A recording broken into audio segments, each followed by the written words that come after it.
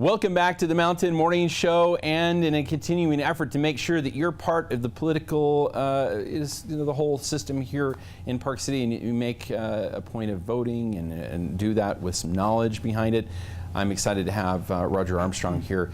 He is the final of the mayoral candidates that we've had here on the program. We brought all of them to you with a chance for you to get to know them and meet them. Welcome, sir, to the program. Joe. How are you? I'm great. Morning Joe, that'd be a great new Morning Joe. television show. I think ESPN already has it. Yeah, and I was a little upset when they didn't offer that one to me. I was at ESPN at the time. I'm like, well, that would be kind of ideal. Yeah. But I think they didn't really want Joe to be so much of the show. Would have been a nice fit. Would have been fun.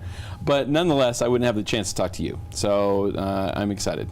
We've got a lot to talk about here. So first and foremost, what made you decide that you needed to run this time around? I live here, and I think that's a good place to start. Okay. This is my backyard. I've been working as a Summit County councilman for 5 years. I think we've made some great strides while I've been there. I like to think that I was a key part of that. Yeah. I'm lucky enough to be surrounded by very, very smart people, and we do good work. You know, we've implemented some transportation solutions that we think are going to have a great impact on how we move around, particularly the basin. And I'm excited to see that roll out and people adopt it. And the truth is, people reached out to me from inside Park City and said, we really think we need your kind of leadership, please consider it. And that has been going on for over the course of a year. And I initially was reluctant, and then as we got closer to the election and I saw the candidates that were likely to run, given the complexities facing the community these days, I thought that I offered a wider skill set for those particular kinds of problems. I'm an attorney. I work on very complex deals on a regular basis. I have for 22 years. I ran a division of a movie studio before that for 13 years. It's just a different way of looking at the world, and not disrespecting anybody else that's in the race. We have three very, very different skill sets to bring to the problems that we face. And I'm offering mine to the residents of the city, and I think I can help. What is, the one thing you're going to think about, and the way I look at when I look at maybe running for an office and have done a couple of things politically, it was because I had great concern about one thing that I'm like, you got to be kidding, and I got involved. Is there something like that for you right now? Is there something that resonates? Is like, I've got to do something about this? I don't think so. I think, we have multiple issues. They all dovetail. I think if you put an overall label on the challenges we face, it's growth, and that was driven by the Olympics. And once the Olympics sort of opened the door to everything that's valuable and wonderful about Park City, it shined a light on the city to the rest of the world, if you will, and people said, this is a great place, it's accessible, airport's close by, there's a major city nearby, you get all the benefits of a small town.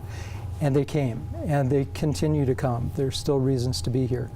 So that's going to continue. Growth is overriding.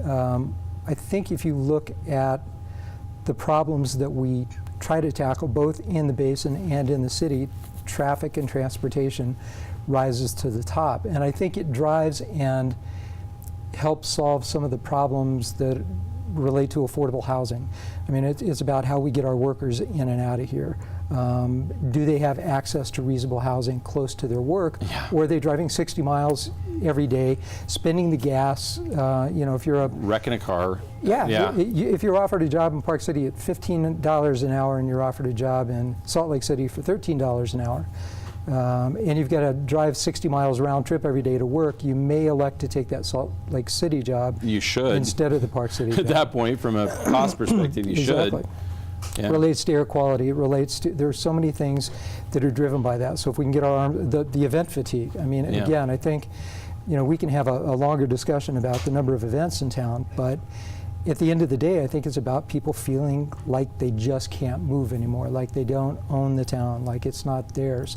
And part of that is just the congestion, and that breeds a state of mind. You came from New York, you know what it's like when you've got a lot of people around you all the time. Coming from Los Angeles, it's the same thing. We're competing for resources. We've got to soften that here, and I think we've got to address those issues. All right, one of the ones that I am concerned about is growth upwards.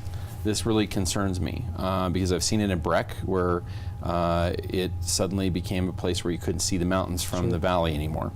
And in our little basin here, I want to still be able to see the mountains. What are your thoughts on this? How do we keep that from happening? Are we interested in keeping that from happening? What are we looking at from the council's perspective, as also, as you look to be mayor, possibly? I'm not in favor of vertical, and I think most of the people that I've talked to, actually making my way, knocking on doors, having conversations, having meet and greets, I don't think that's something that people are in favor of. It goes back to a couple of things. One is there's a 2013 housing plan that the city put together. It's a study that was done, and one of the results said that because Park City is not vertical, it's fairly flat in terms of development and the height restrictions, that the only way to accommodate the additional density that they're looking to provide for affordable housing is to go up. Exactly. So that's that's one of the recommendations that came out. I think I've heard mention of it in other areas, and Park Record asked me about it a while back, and I said it's going to require a substantial community conversation, because I think a lot of people feel the way you and I do, that hiding the mountains with verticality is probably not the way we want to go. But it relates back to a more important question, and that's, the city set a goal of 800 units by 2025 or whatever the date is of affordable housing. That's 2,000 people. That's 2,000 people in their cars living in the center. And the city's going to pay for it with redevelopment funds at $40 million allocated.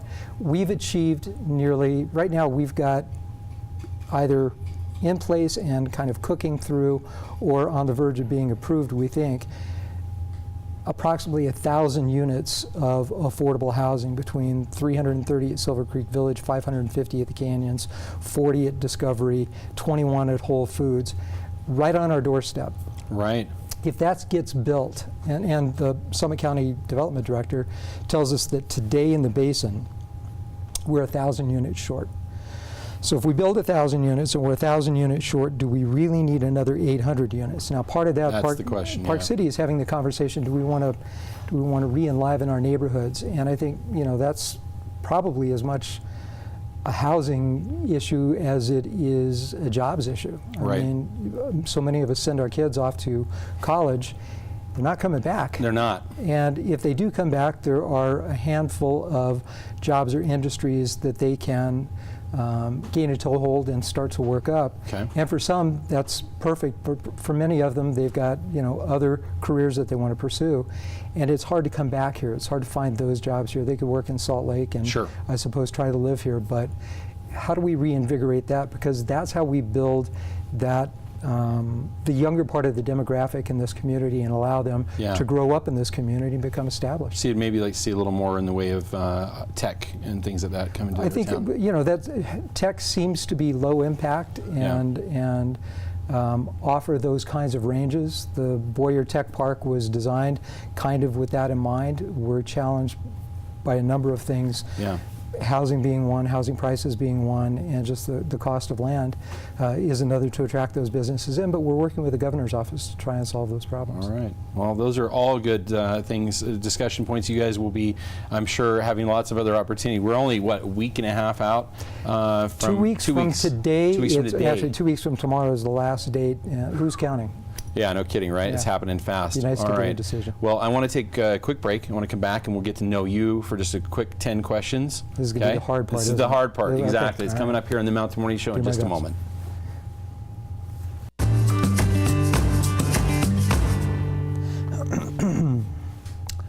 Welcome back to the Mountain Morning Show, where we're continuing our conversation with Roger Armstrong. He is a candidate for mayor, and it's time to get to know him just a little bit. So, 10 questions, ready? Right. Maybe 10, somewhere around 10. We'll try. All right. Favorite color? Green. Green. Favorite food? Steak, I'm afraid to say. Yeah? Yeah, I like a good steak. Like good steak. Most embarrassing moment? I can't recall one. I No? know You're lucky, if that's true. There's nothing that nothing. You might want to tempt fate that way by saying something like that. I'm sure when I was younger there was something that I'm just forgetting, mercifully. Okay. Are you Mac or PC? PC? Okay. When you go out to do something other than your job or something typical like that, what is your favorite recreational activity? Favorite recreational activity? I think it's a fly fishing and hiking. I just Okay. like being outside. Excellent. Where do you like to go fish? The Provo is good, but Yeah. any place So you like that to go fly fishing. I do. I love That's that. awesome. Favorite book? Favorite book? There's a book called The Risk Pool by Richard Russo that is excellent. Okay. Yeah. Favorite movie? Field of Dreams. Oh, I love that. Okay, that was. I worked on it. It's, I like it. Yeah. Favorite sport to watch? I think football. Okay. Favorite team? Dallas Cowboys. Oh, okay. I don't know if we can. Sorry, go, yeah, we can't. well, Maybe sorry. we can't both do that one. Yeah. All right. And then maybe how about best friend's name? Best friend's name. That one's tough. Boy. Put you on the just- spot on that one. Yeah, that just, you know. I know you're like, all of them. who- All of them. Ed. Let's just say Ed. Ed. I don't know any Eds. Ed. Smart move.